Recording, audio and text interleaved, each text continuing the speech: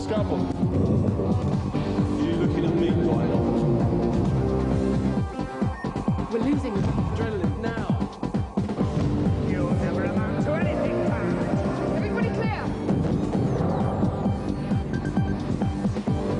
You scum. We've lost him.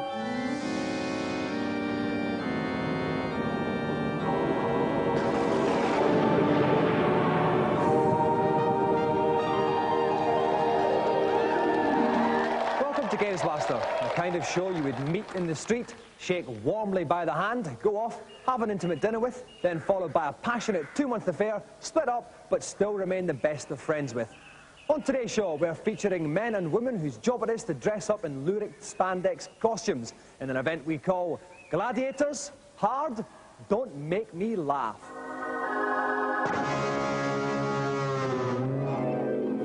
Those spandex-clad superstars, the gladiators, have something of a reputation for being hard.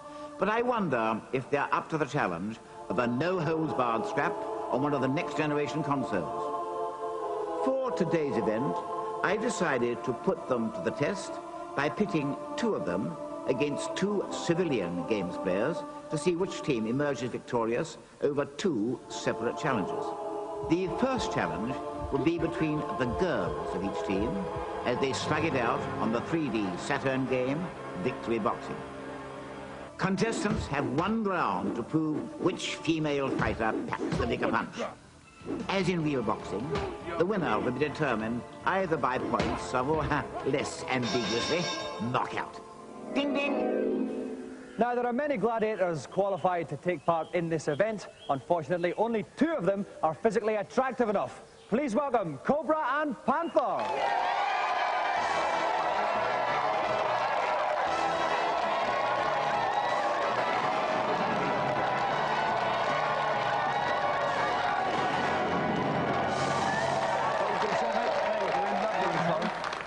To kind of butter up the guests a little bit, especially those with such fine physiques as yourself, Mick. Oh, you're too kind.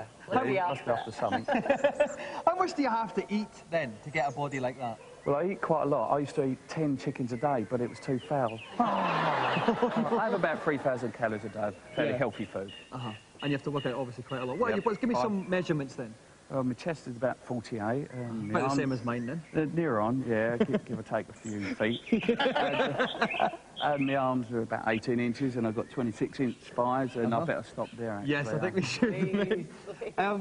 Right now, Helen, how did you choose the name Panther? Did you get to choose it, or did they give you the name? No, what we have is a big pool of names, and when we go for the interview to do the strength tests and what have you, they look at you and they say, oh, she looks like a panther, and that's how I got it. Because I'd like to be a gladiator, but I'd like to be called Bloke. I could be that gladiator. Bloke. Nice bloke. Nice bloke. Well, just bloke, even. Bloke. Hard bloke. Not geezer. Could be good. Not geezer, just bloke. And basically, Wolf, when is he going to retire? Because he is 74 years old now, and he's not looking any younger, is he? No, he isn't. He actually looks like Maxwell's love child, doesn't he? For our viewers who might not be familiar with Maxwell, basically he was old and very physically unattractive, and actually very unfunny. One of the great myths of all time, that Maxwell was funny. And now you know why they picked Wolf's name. Yes. OK, well, we have 2 gladiators of our own who are going to take on Cobra and Panther tonight. Please welcome Pushpa and Spiros.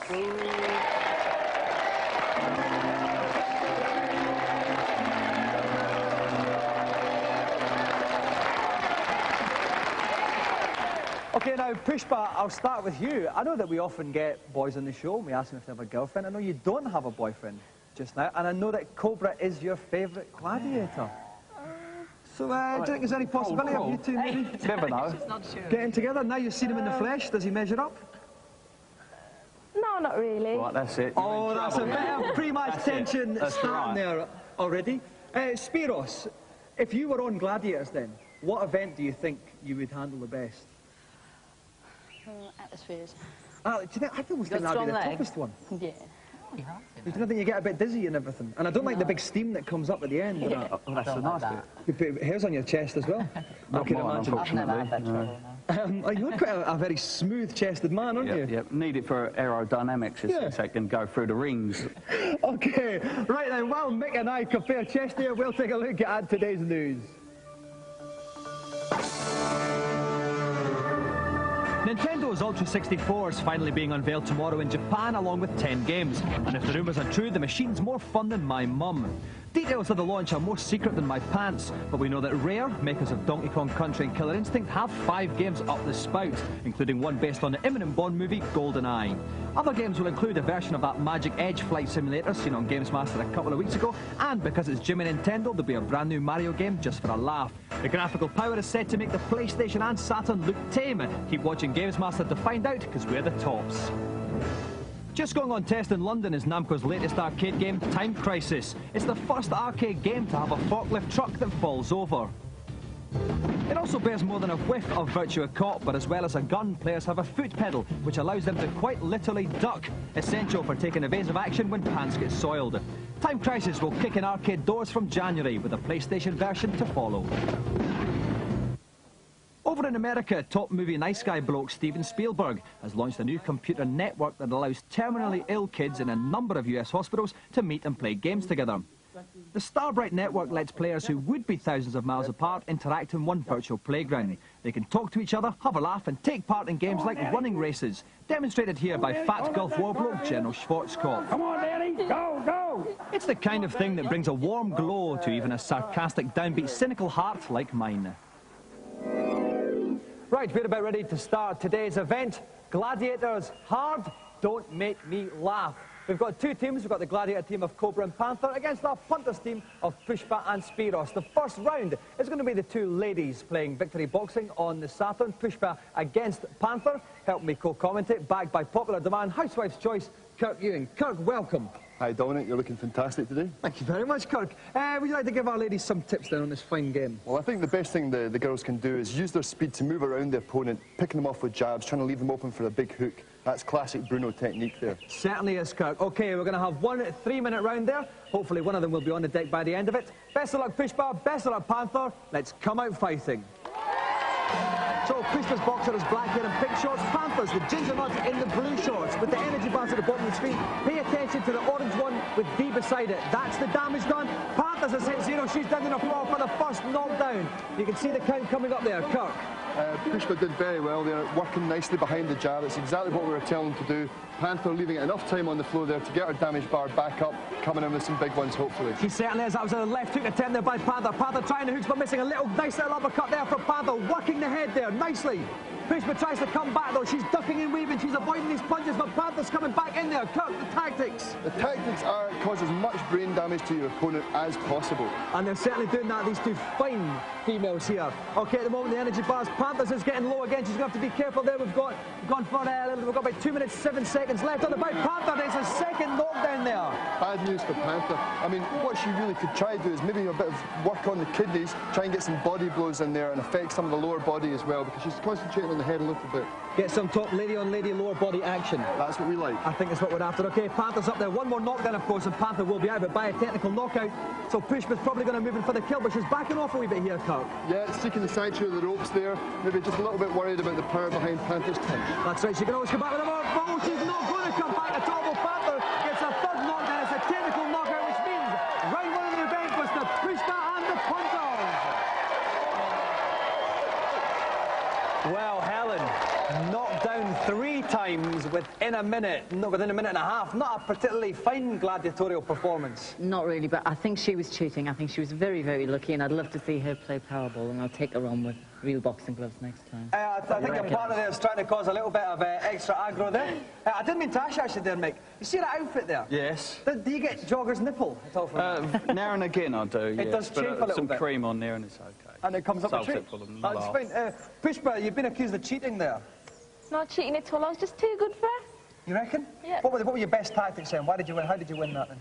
I just kept my punches going in. It was all like, well, of course, we've got 1 more leg of the event to come. We have got Cobra against Spiros. Mick, how do you see that one going? Very well. I used to be a boxer. I had 20 fights and 20 knockouts. But you're wrestling. Then I won But you're wrestling, though, You're in this next wrestling. one. Yeah, but I'm used to the contact sport. OK, well, before this gets all completely out of hand, we're going to take a look at today's reviews.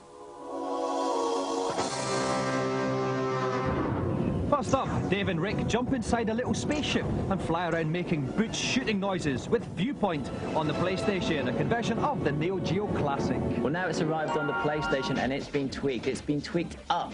The graphics are even better. The sound effects are superb. Bobbins, OK, so it is a spruced up Neo Geo game. But the Neo Geo game had no depth in the first place. Viewpoint is a stunning game, and I guess we're both just going to have to agree that we have a different point of view.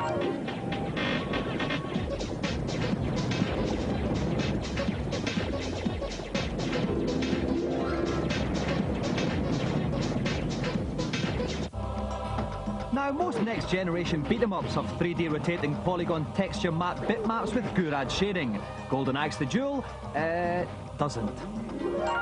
It's a Golden Axe beat-em-up.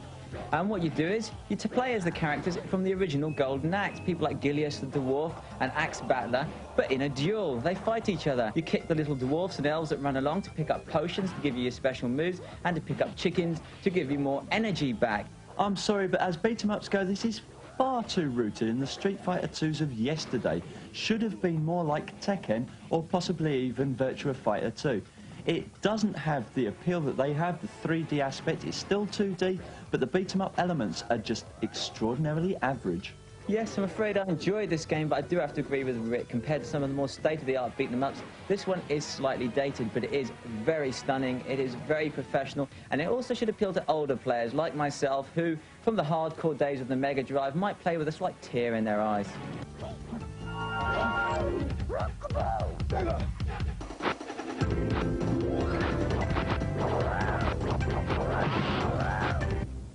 Finally, proof that the Mohican is still alive, well, and living in secret as a tragic hair accessory in Alien Odyssey on PC CD-ROM.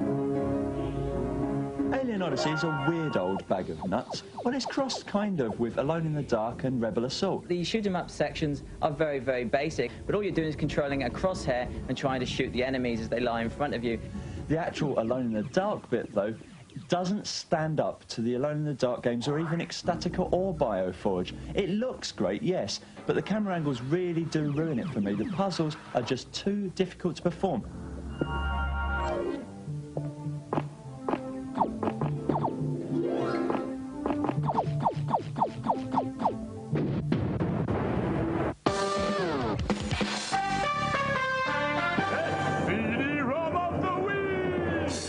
Welcome to the cinema of science fiction. A dimension of giant robots, awesome spaceships, mad scientists, and strange aliens. You've always dreamed of being the master of this movie universe. Now your dreams become reality. Sci-Fi Movie Machine is a CD-ROM for all those ladies and gentleblokes not content with uncreative jobs who reckon they're filmmakers.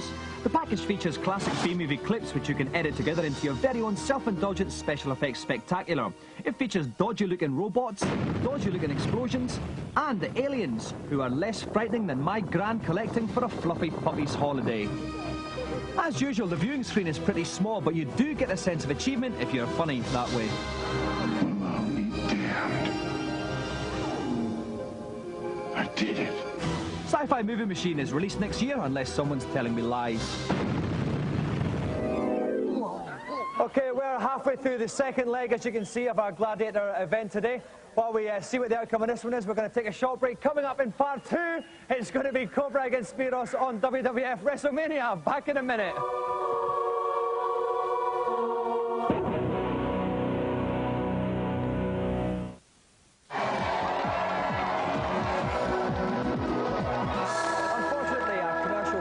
Game of Twisters got a little bit out of hand. While I try and revive our competitors in time for the second leg of our Gladiators event, we'll take a look at today's feature.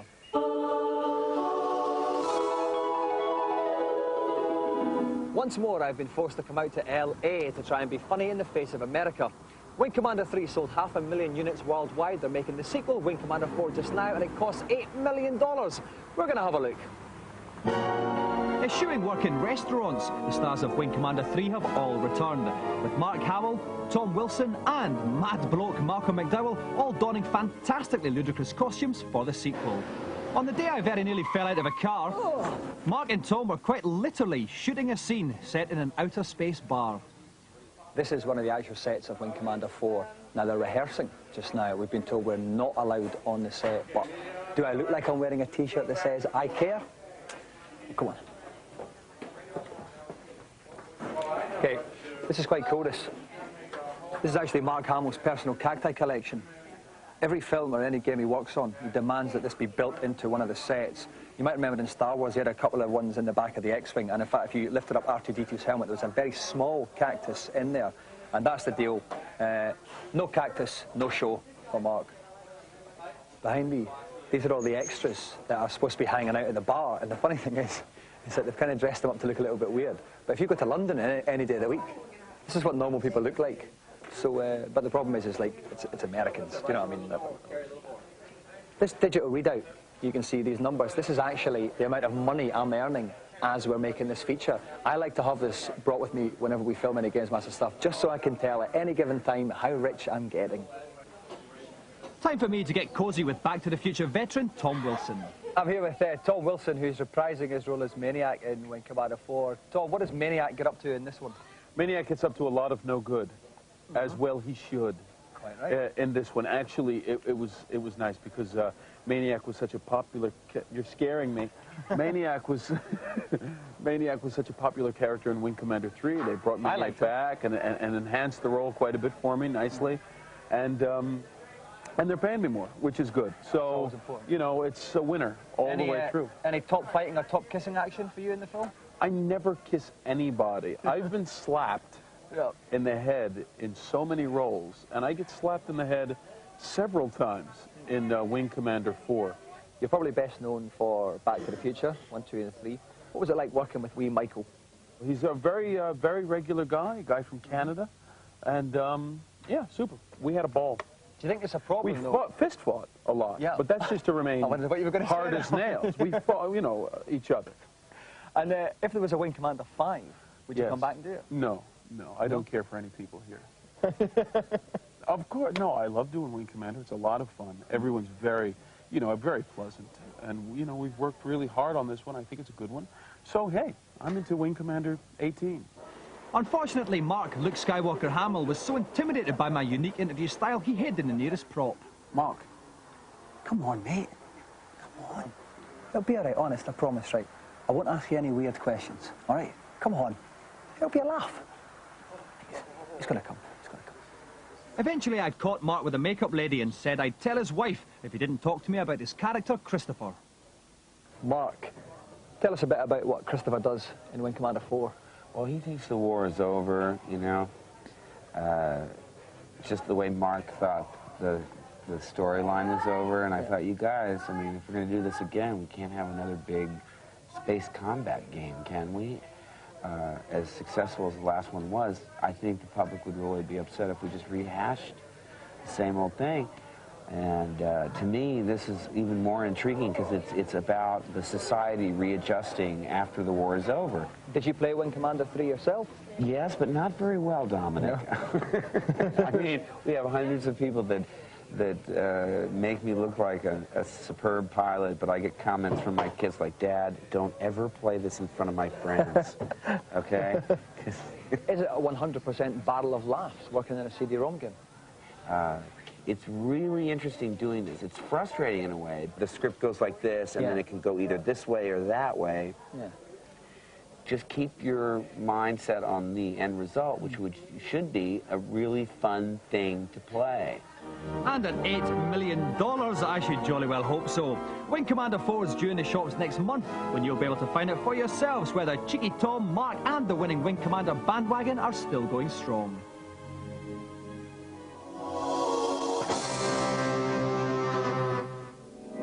After Panther's pitiful performance on Victory Boxing, let's see if her teammate, Cobra, can prevent a whitewash as he steps into the ring on the PlayStation title WrestleMania. As usual in fighting games, players should try to use their special moves to secure a victory. And the two characters I've selected, the clown and the sumo wrestler, have plenty to keep them busy. The right, lads, it's the best of 3 rounds. Hit the mat. Okay, we're just about to enter the final part of today's event. Gladiators Hard, Don't Make Me Laugh. At the moment, the punters team are 1-0 up, so Cobra has to beat Spiros at WWF WrestleMania to try and restore some pride to the Gladiators. Kirk, are they going to be able to do it? Well, Dr. Diamond, I mean, basically, Cobra's got a big challenger here. What it is about is getting your opponent in a headlock, and that's where you can pull off the majority of your special moves. Now, you've got to be quick on your button, though. Try and get that special move in quickly. Otherwise, they could pull a reverse on you, and it'll all end in tears. OK, then. So, Cobra and Spiros are in a 3-bout situation. Whoever wins 2 of them will clinch this particular leg of the event. So, best of luck, Cobra. Best of luck, Spiros. Let's go to ringside. So Spiros is playing as Doink the Clown. He's the guy who looks like a clown, basically. And Cobra is playing as Yokozuna, a big fat bloke on the right with no top on. You can see the energy bars at the top of the screen. When they get low, that's when you want to try and go for the pin. Over to you, Kirk. Who's doing well so far? Well, actually, Yokozuna's not doing too bad at all. He's missing a few opportunities there to do a pin on the Doink. Doink got him with a joy buzzer earlier on, took quite a lot of strength. Oh, he's up in the ropes now. Oh, and he missed that one now, but you see combo flashing beside Yokozuna. Kirk, what does that mean? Well, once that combo bar is up, it means that Doink can get, Yokozuna can get quite a few hits on Doink. So, but that's the buzzer. That's the buzzer again. That's the joy buzzer. Doink goes up again, tries to smash and makes contact with Fat Boy. Oh, dear. Fat Boy can pin him now. Oh, he's slamming him. He's not pinning him. He goes for a pin. Yokozuna takes the first one. 1-0 Cobra. I wouldn't like those buckets on me, Dominic. That's got to count as an upset here, Kurt. Oh, no, here we go. Doink's combo. This is a fight back from Spiros. It certainly is. Yokozuna lost his lunch all over the ring there. And you've got some quite an angry, quite American gun-owning crowd in the audience there. They seem to like this action.